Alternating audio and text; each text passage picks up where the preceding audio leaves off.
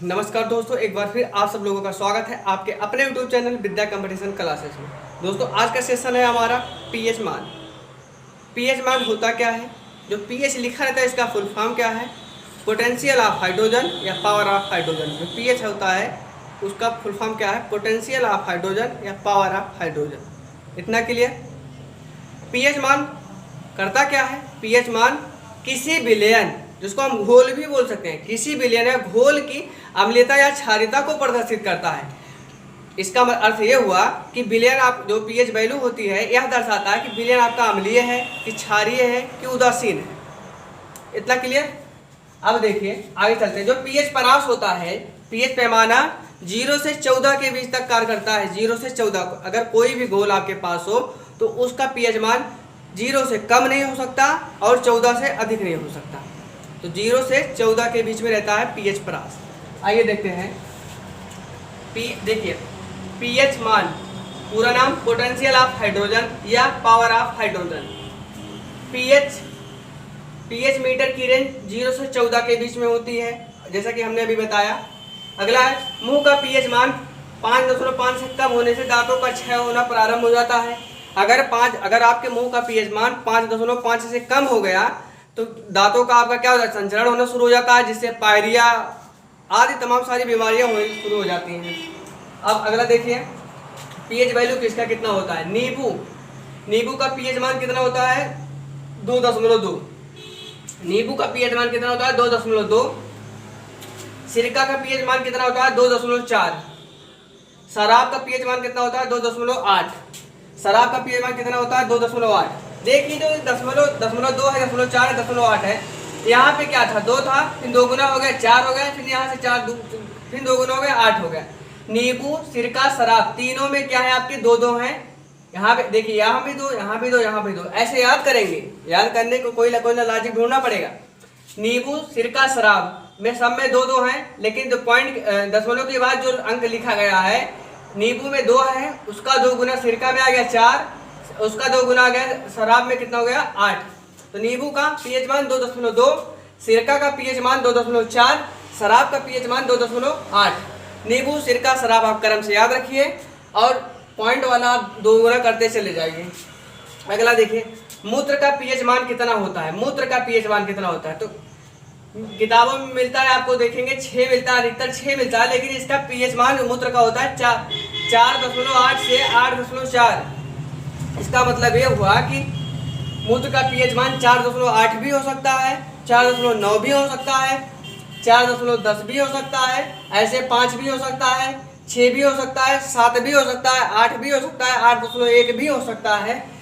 लेकिन जहाँ तक क्वेश्चन बनता है आपका, उसमें ऑप्शन में 6 दिया रहता है, तो आप कौन सा ऑप्शन क्लिक करेंगे? 6।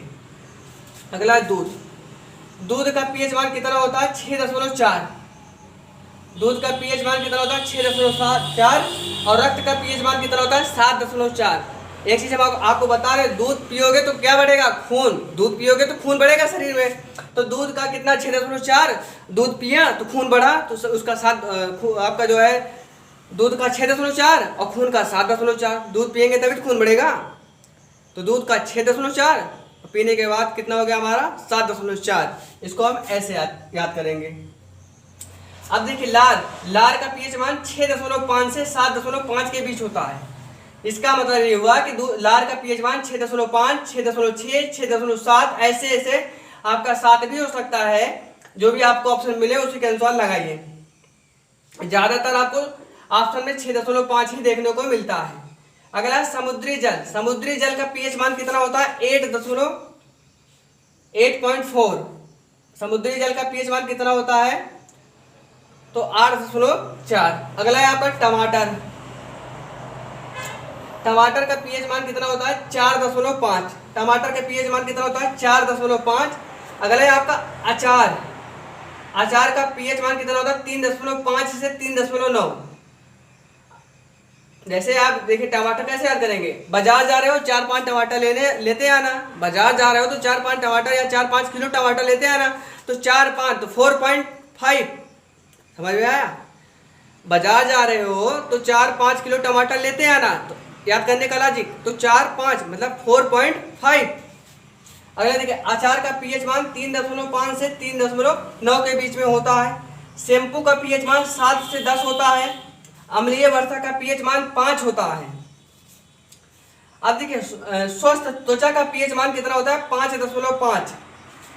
इसका मतलब अगर हम ये भी कह सकते हैं, किसी भी एक्टर का नाम ले लो, सलमान खान 55 किलो के हैं। अगर देखिए, अगर इतनी उम्र हो गई और फिर भी देखने में वो इतने अच्छे लगते हैं, स्वस्थ लगते हैं, तो उनका जो त्वचा है उसका पीएच मान कितना होगा?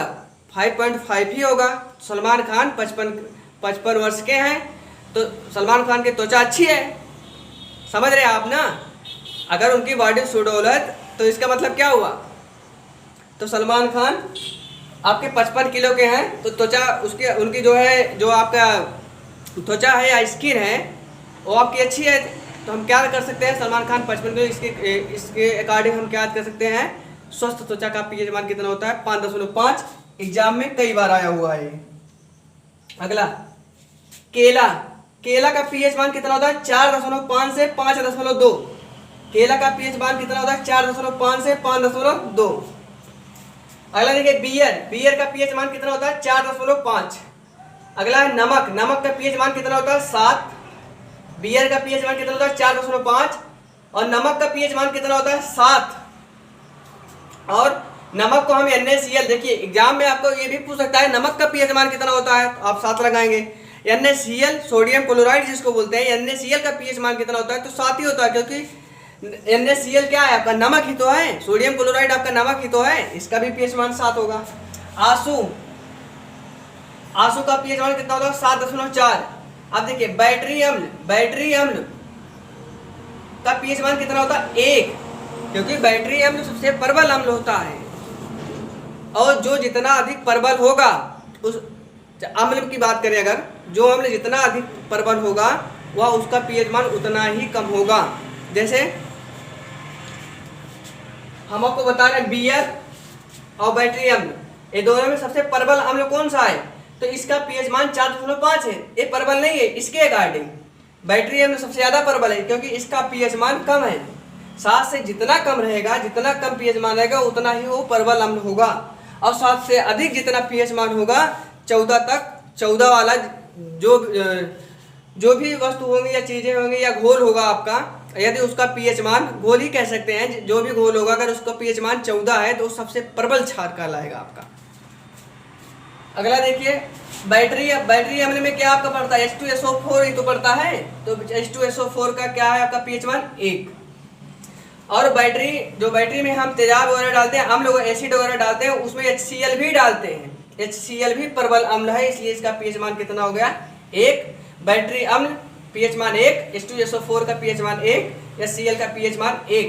इन तीनों का, इधर 1 और इधर HCl, इन तीनों का पीएच मान कितना हो गया आपका? 1। सोडा का पीएच मान कितना हो गया? 3। सेब का पीएच मान 3। सोडा और सेब इन दोनों का पीएच मान कितना होता है? 3। चाय का पीएच मान 5.5 होता है। अगर हम आपसे पूछ रहे हैं चाय कैसी होती है, अम्लीय होती है, क्षारीय होती है, उदासीन होती है, तो 7 से कम है, इसलिए चाय क्या होती है आपकी? अम्लीय होती है। और कॉफ़ी भी आपकी क्या होती है? अम्लीय होती है। अगला ये भी हो गया आपका। अगला देखिए, अंडा का पीएच मान कितना होता है? 7.8। अंडा का पीएच मान कितना होता है? 7.8। टूथपेस्ट का पीएच मान कितना होता है? 8। बड़ी आंत का पीएच मान कितना होता है? 5.4। बड़ी आंत का, ये एग्जाम में कई बार पूछा गया है। बैटरी अम्ल, H2SO4, HCl एग्जाम में कई बार पूछा गया है। NaCl भी एग्जाम में कई बार आया है। आपका दूध और रक्त का भी कई बार पूछा गया है। अम्लीय वर्षा भी पूछा गया है। स्वस्थ त्वचा का भी पूछा गया एग्जाम में, कई बार आया है।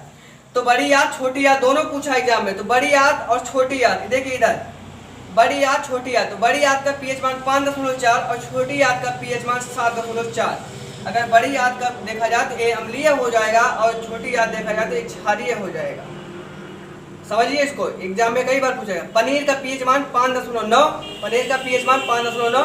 मक्खन का पीएच मान 6.1 से 6.4। मक्खन का पीएच मान कितना? 6.1 से 6.4। अगला ये भी एग्जाम में कई बार पूछा गया है, बेकिंग सोडा का पीएच मान कितना होता है? 8.5। बेकिंग सोडा का पीएच मान कितना होता है? 8.5।